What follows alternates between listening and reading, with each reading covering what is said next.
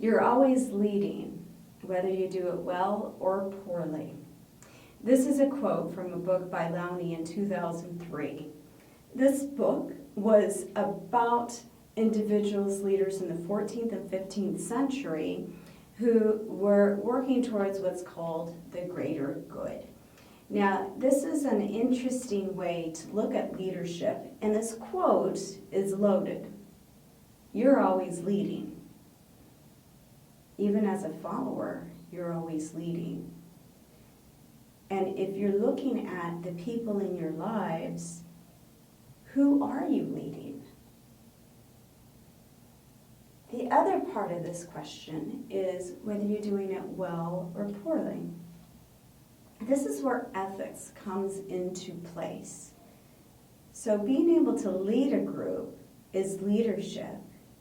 Being able to lead a group to something better, to something beneficial, to something good, that is different, and that's because ethics are involved with this.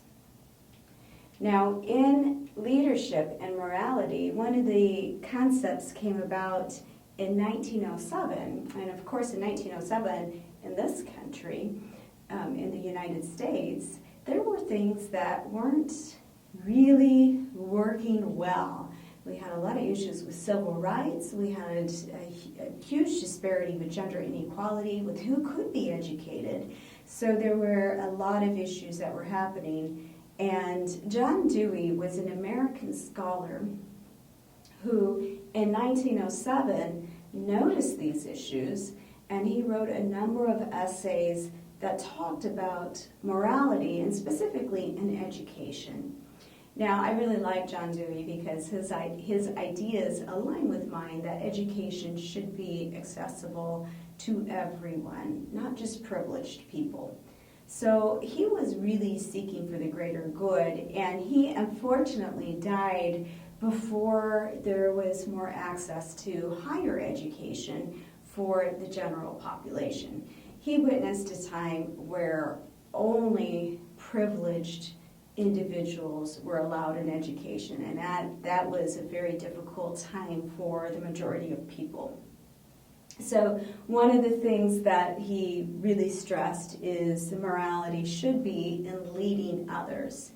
Now, James MacGregor Burns in 1948, who wrote the leadership book in like a textbook like we know it today, he looked at leadership and ethics even in a more severe way, which meant that power in itself wasn't leadership, didn't connect to leadership.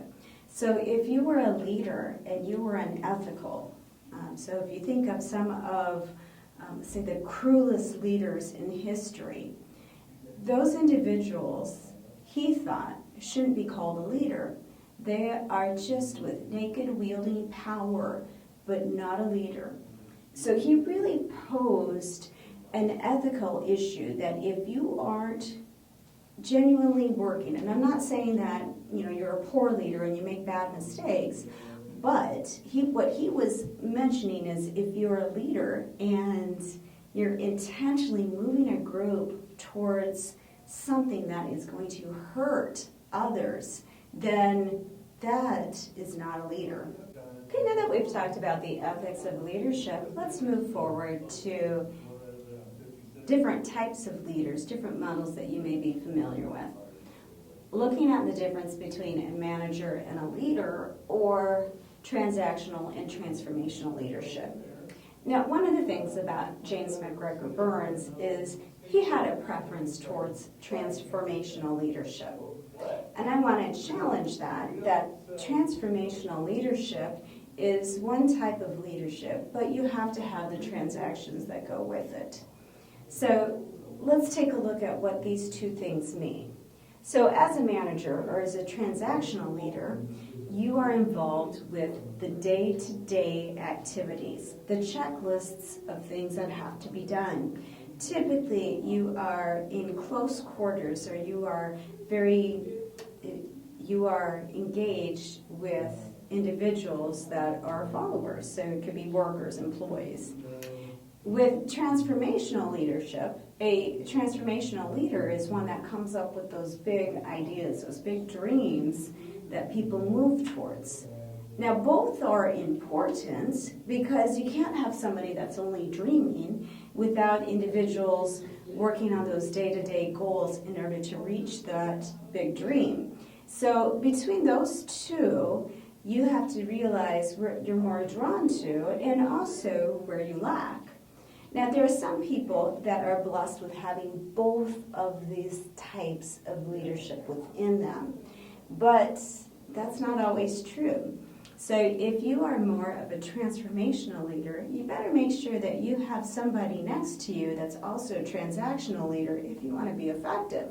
So you want to make sure that those two are merged in some way with the people around you. Now that we've talked about the different types of leadership skills, we'll move on to the more traditional styles of leadership. With these different models, I want to explain them in more extremes, but that's not typical.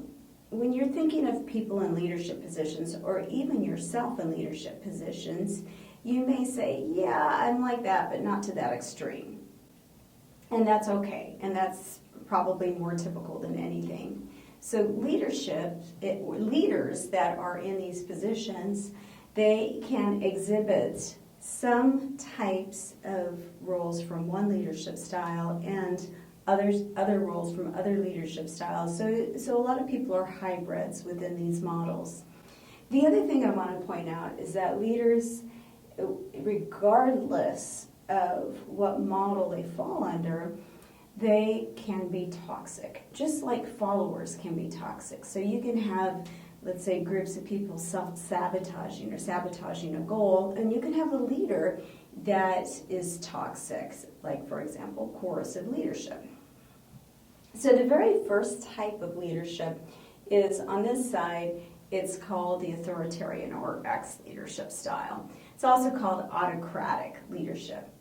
What that means is this is a person who needs to know a lot. They typically went through the ranks. When we're talking about a healthy autocratic leader, they've typically went through certain ranks, through certain vetting in order to be in their position. So they may have worked, let's say, starting out as a cashier, and then they were promoted to a lead person, and then a manager, and then so on and so forth.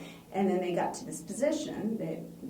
Now they're in this position because they know how to do things. So if we're talking about a healthy ex-authoritarian leader, they are there because they have worked really hard to be there, and they know a lot. So questioning their knowledge about something isn't likely unless you're having a lot of internal problems.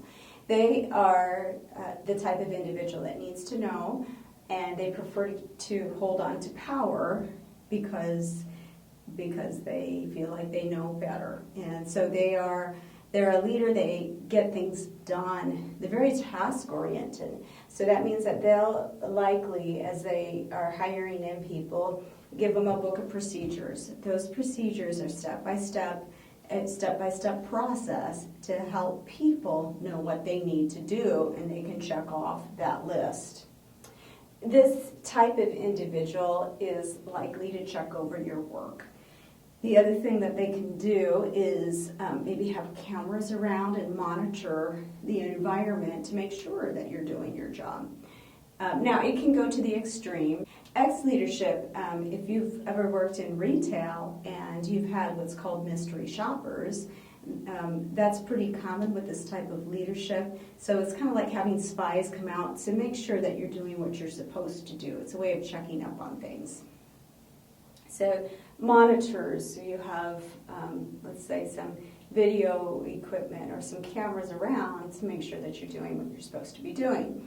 That's your authoritarian type of leadership. It works, and it's a good type of leadership style in a lot of organizations.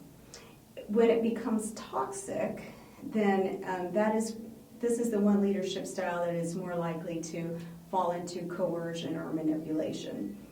When authoritarian leadership falls into toxicity, this can be a very harsh type of leader. This leader is more likely to be very unfair to everyone, impersonal, uncaring, and create a hostile work environment. And it doesn't mean that just because a person is an authoritarian leader that they are like that. That's the toxicity that can occur within this leadership style.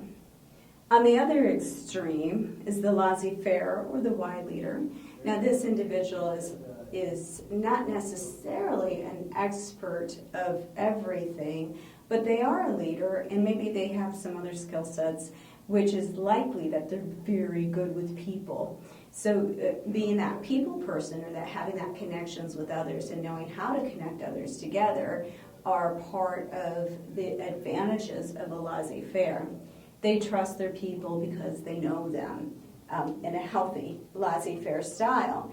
And if they say, if I just let you to do your work and I provide the nurturing environment you need, then I know you'll do a good job. So if you need time off because you're having some, say, family problems, then I want you to take care of yourself and come back because I know you'll come back in a better place.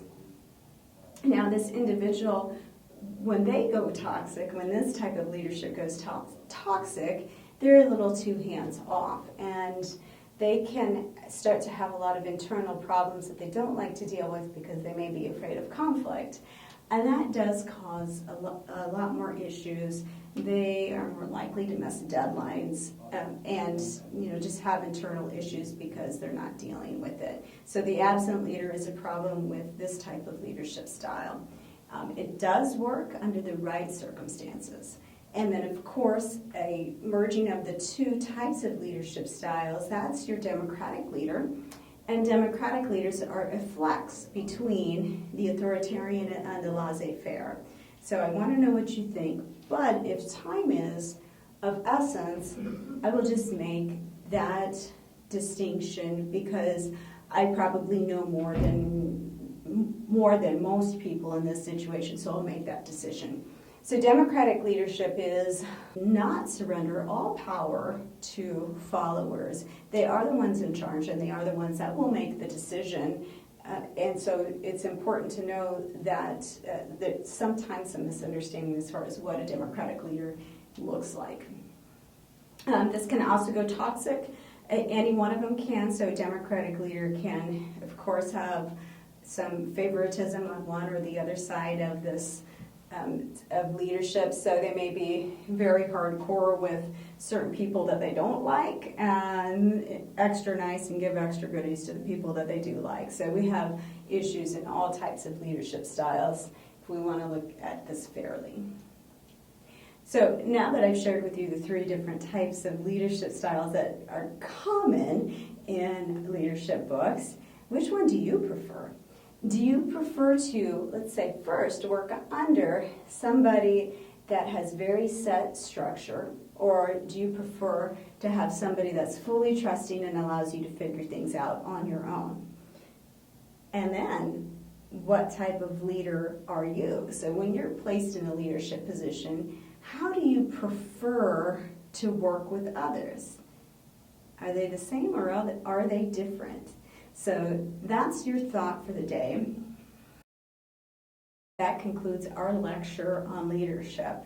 So today we learned about leadership in the traditional terms. We learned the definitions of leader and leadership. We learned about the sources of power in leadership and leaders. And then we went through other models of leaders. We talked about transformational, transactional leadership. We talked about authoritarian, laissez-faire, and democratic leadership.